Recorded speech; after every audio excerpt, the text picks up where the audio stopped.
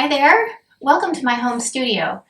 My name is Janet Fagan and I am a teaching artist with the Frye Art Museum's Creative Aging program.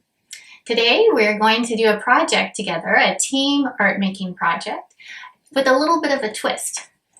The fun part of this project is that we are challenging ourselves to only use black and white. I'll show you an example. We're going to be using collage to arrange shapes and patterns in compositions that are fun and pleasing to us. So I'm going to give you a run through of the materials that you'll need, starting with a black and white cardstock. To make the patterns that you see in the demonstration, you can actually print out black and white patterns from your laptop or your computer. I found these just by searching for printable black and white patterns, and so many came up it was hard to decide. But I chose some polka dots, some stripes as you can see, and then I really like this kind of painterly crisscrossy pattern. So I just printed out 3, but print out as many as you like. And then we're going to take some time to make some patterns as well. So that's where the black and white cardstock will come in, as well as any black mark making materials that you have. So black crayons, I have a black Sharpie here, any sort of black marker would work. If you have white markers or white crayons or even black or white colored pencils, any tools that make only black or white. A glue stick, and finally a pair of scissors. So that's all you need. Let's take a minute, gather our supplies, and then I'll meet you back here. Okay, now that we have all of our materials gathered, let's take a walk through the project.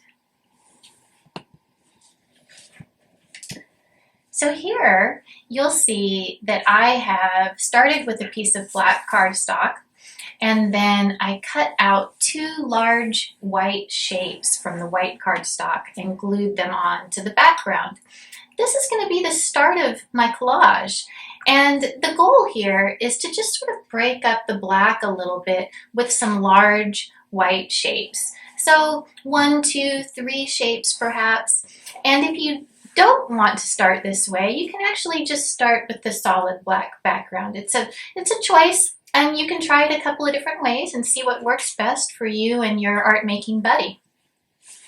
So the next step, after I have my background in place, is to start thinking about the smaller shapes that I'm going to start layering on top of the large shapes. I have the pattern pages that I printed out from online, but I can also make some patterns myself, and this is a really fun part of this project. So I'm just going to show you what I mean. I'm going to swap my background for a piece of white cardstock, and then I'm going to grab a black marker. You could use black paint, you could use a crayon, a black colored pencil, and you just want to start creating patterns however you feel. So this is something that you and your art making partner can do together. Maybe one of you works on black with white and one of you works on white with black. So you see, I'm just having fun, just letting my marker kind of jump around and letting my hand be pretty loose here and letting the marker just create layers of scribbles because I like the way this looks and it's fun to do. But you could also take a more systematic approach. Maybe you want to create some quiet lines. So I'm just going to create some parallel lines here and then perhaps cross hatch over them.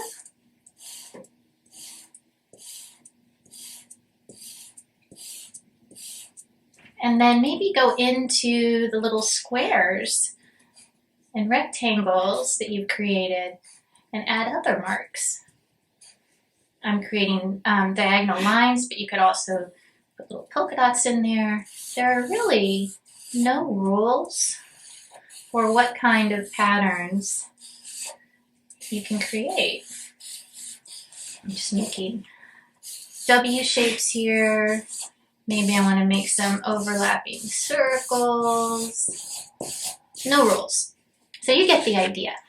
Once you've filled up your pages with marks, textures, patterns, you can take your scissors and cut them into smaller shapes, which I've actually done ahead of time.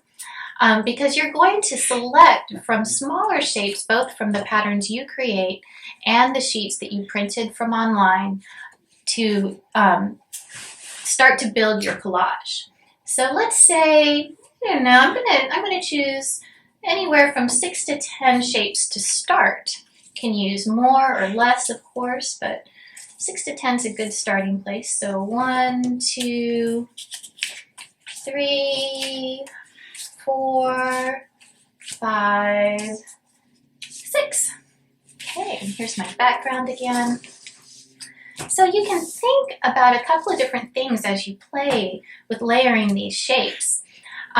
Maybe you like the idea of symmetry. Maybe you want to create a design or a composition that has the same things relative one side to the other. Or perhaps you're not so interested in symmetry and you want to create emphasis for a favorite shape. So how can you take a shape that you really love and make it stand out, make it the star of the show? These are just questions that you and your art partner can ask each other as you move through arranging your layers. It's nice to take the time to move things around, look at things, rearrange them. Don't glue anything down in the beginning. Just give yourselves time to enjoy the process, because there's a million different choices that you could make, right? There's so many different ways that this collage could come together. Eventually, though, you're going to get to a place where you're happy with how it looks. Everything feels balanced, or not. And you want to glue things down. So this is another way that working as a team can be super fun. So we have our glue stick. Remember, the lid comes off just like a chapstick. You roll it up from the bottom to reveal the glue. And then when you're ready to glue pieces down, you just want to be super liberal. So lots of glue. So maybe one person can be in charge of gluing, holding it down, putting the glue on the back, and then together you can rub it into place. Oops, this one got stuck under there. There we go. So 2 people can make sure it sticks down all the way around. And then you can move on to your next shape. Eventually, though, you are going to get to the place where you have all of your pieces where you want them, and you're going to feel like you're finished and you're happy with your design and your outcome. So at this point, it's fun to look at what you've created together. Perhaps put it on the wall a few feet away from you and talk about what you see. What can you imagine is in the image of your collage? I like to spin things around, so maybe look at it first vertically, then horizontally, maybe flip it upside down. And every time you change the orientation, you might talk about what you see. Eventually, you're going to pick a favorite way that you like to look at it.